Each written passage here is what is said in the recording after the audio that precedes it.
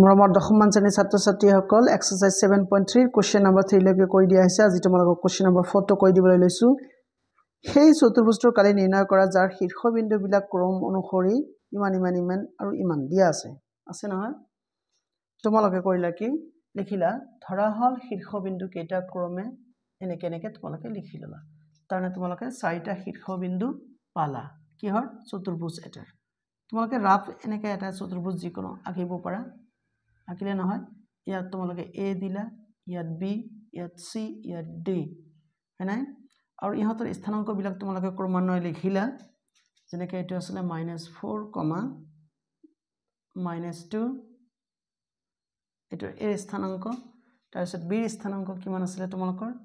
-3, -5 তাৰপিছত c স্থানাংক কিমান আছে 3, -2 d স্থানাংক আছে তোমালোকৰ 2, 3 লিখিলা নহয় এইবাৰ তোমালোকে এই চতুৰ্ভুজটো আমাৰ কালি উলিয়াব লাগে এই চতুৰ্ভুজটো কালি উলিয়াবলৈ যাওঁতে আমি ত্ৰিভুজৰ কালিৰ ফৰ্মুলা ব্যৱহাৰ কৰিম হে আমাক কি বনাব লাগিব ইয়াৰ পৰা ত্ৰিভুজ বনাব লাগিব ত্ৰিভুজ বনাবলৈ হলে আমি এই ডায়াগোনাল মানে কৰ্ণ আঁকিম কৰ্ণ আকাৰ লগে লগে চাইছা তোমালোকে ইয়াত দুটা ত্ৰিভুজ হৈ গল এটা হল ABC আৰু আনটো হৈছে তোমালোকৰ ACD এতিয়া এই দুটা ত্ৰিভুজৰ কালি উলিওৱাৰ পিছত আমি যদি এড কৰো তেনেহলে আমি গোটেই চতুৰ্ভুজ ABCD ৰ কালি পাম নহয় তেনেহলে তোমালোকে লিখিবা ট্ৰায়াঙ্গেল ABC ৰ ডেল্টা কি বুজা ত্ৰিভুজৰ কালি ইয়াত ডেল্টা 1 দিবা যেহেতু দুটা ত্ৰিভুজ আছে ফৰ্মুলাটো লিখিলা তোমালোকে হাফ ইনটু x1 ইনটু কি লিখিম আমি y2 minus y3 ফৰ্মুলাটো জাস্ট ইয়াত তাৰ পিছত x2 ফৰ্মুলা মুখস্থ কৰিবা কিন্তু তোমালোকে তাৰপিছত ইয়াত হ'ব y3 minus y1 plus ইয়াত হ'ব তোমালোকৰ x3 তাৰ পিছত y1 minus y2 এইটো ফৰ্মুলা আছিল নহয় এতিয়া এই তিনটা বিন্দুৰ ক্ষেত্ৰত এইটো হ'ব তোমালোকৰ x1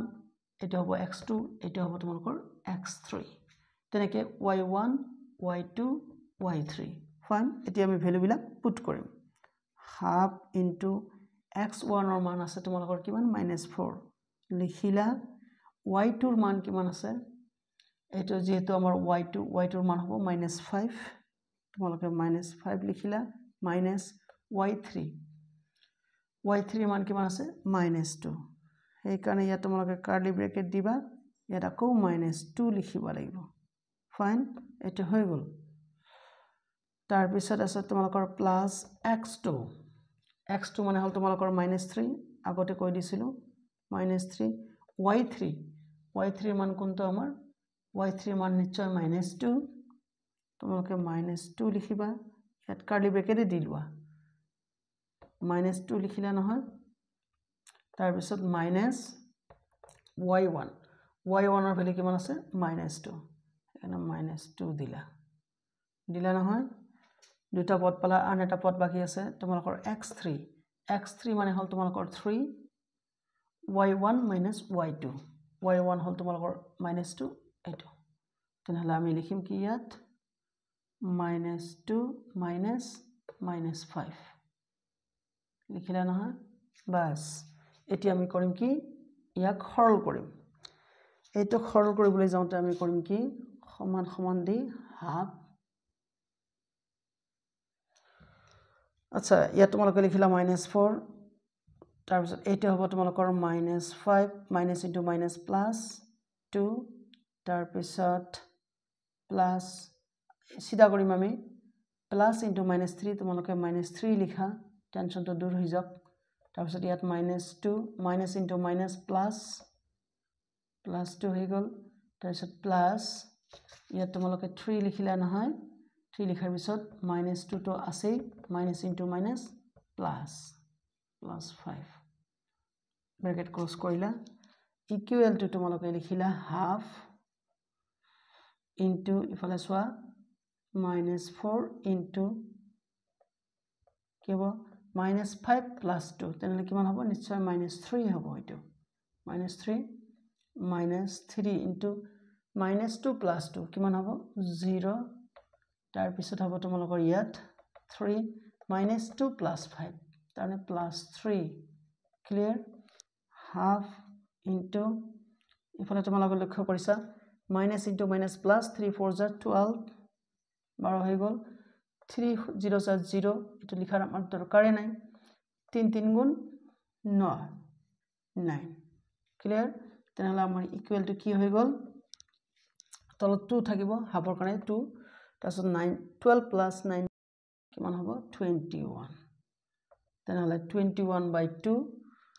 স্কয়াৰ ইউনিট এটো লিখাৰ দৰকাৰ নাই চলি যাব এটো তোমালোকে পালা এইটো ত্ৰিভুজৰ কালি এতিয়া এইটো ত্ৰিভুজৰ কালি আমি উলিয়াম মানে সেই একে ষ্টাইলত তোমালোকে তলত লিখিবা কিন্তু হা মই জাগা নাই বুলি মই এটো মচি দি কৰিছো কিন্তু তোমালোকে মচি নিদি তলত কৰিবা এইবাৰ তোমালোকে লিখিবা কি আকৌ দিবা ইয়াত লিখিবা তোমালোকে আকৌ লিখাৰ পিছত এটো ত্ৰিভুজৰ নাম কি আছে ACD তেনেহলে তোমালোকে লিখিবা ইয়াত ACD এই ডেল্টা 1 লিখিব নোৱাৰিবা এবাৰ ডেল্টা 2 কি বুজিছে কালি মানে ট্ৰায়াঙ্গেল ACD ৰ কালি এই একে ফৰ্মুলা এতিয়া তোমালোকে ভ্যালু বিলাক বহাতে অলপ সাবধান হবা কাৰণ ভ্যালু বিলাক বহাতে আমাৰ ঝামেলা হয় তাহলে একে স্টাইল এটা হ'ব x1 এটা হ'ব x2 এটা হ'ব x3 ক্লিয়ার তাহলে x1 এর জায়গাত আমি লিখিলো -4 y2 আমাৰ -2 হ'ব আৰু y3 হ'ব 3 ফাইন তেনেহলে -2 -3 গল তাৰ পিছত তোমালোকৰ x2 ৰ জায়গাত আমি কি লিখিম নিশ্চয় লিখিম ইয়া 3 লিখিলা এতিয়া y3 জায়গাত তোমালোকে লিখিবা 3 minus y1 মানে -2 সেই কাৰণে ইয়াত কাৰ্লি ব্ৰেকেট হ'ব এটো ফাইন তাৰপিছত প্লাস x3 বলতে আমাৰ কি আছিল এইটো 2 হয়নে তেনেহলে 2 y1 minus y2 -2 -2 তেনেহলে আমি কেনেকৈ লিখিম কাৰ্লি ব্ৰেকেট দিব লাগিব -2 -2 ক্লিয়াৰ এতিয়া আমি সলিউশন কৰো সৰল কৰো তাৰ মানে হাফ -4 -2 -3 কিমান হ'ব -5 তোমালোকে লিখিলা +3 এটা তোমালোকে 3 লিখিলা minus into minus plus 2 clear 2 লিখিলা ইয়াত -2 আছে minus into minus plus 2 bracket close equal to half লিখিলা ফাইন ইয়াত minus into minus কিমান হ'ব plus 4 5 * 20 গলে তো তাৰপিছত ইফালে চাইছা তোমালোকে 3 plus 2 5 হ'ব ইয়াত হ'ব তোমালোকৰ 5 5 3 * 15 মানে 15 ক্লিয়াৰ তাৰপিছত প্লাস 2 into আচ্ছা ইফালে সোয়া -2 plus 2 0 হ'ব 0 এটা তোমালোকে এই ব্র্যাকেট দিলা যে ব্র্যাকেট আছে এইটো ইফালে লিখা তোমালোকে হাফ 20 plus 15 35 না হয় 2 into 0 কিমান হ'ব 0 লিখিলো হয় নি লিখিলো হয় হাফ into 35 মানে 35/2 লিখিবা 35/2 হৈ গল 8 ৰ কালি পালা তোমালোকে 21/2 8 ৰ কালি পালা তোমালোকে 35/2 লাষ্টত লিখিবা তোমালোকে তলত therefore নিৰ্ণয় কালি এনেকে লিখি তাৰনে 8 ৰ কালি আৰু 8 ৰ কালি আমি প্লাস কৰিম তেনেহলে এটো কি আছিল আমাৰ 21/2 plus 35/2 to 35/2 নহয় সমান কিমান হল 2 তেনেহলে ইয়াত হ'ব তোমালোকৰ 21 plus 35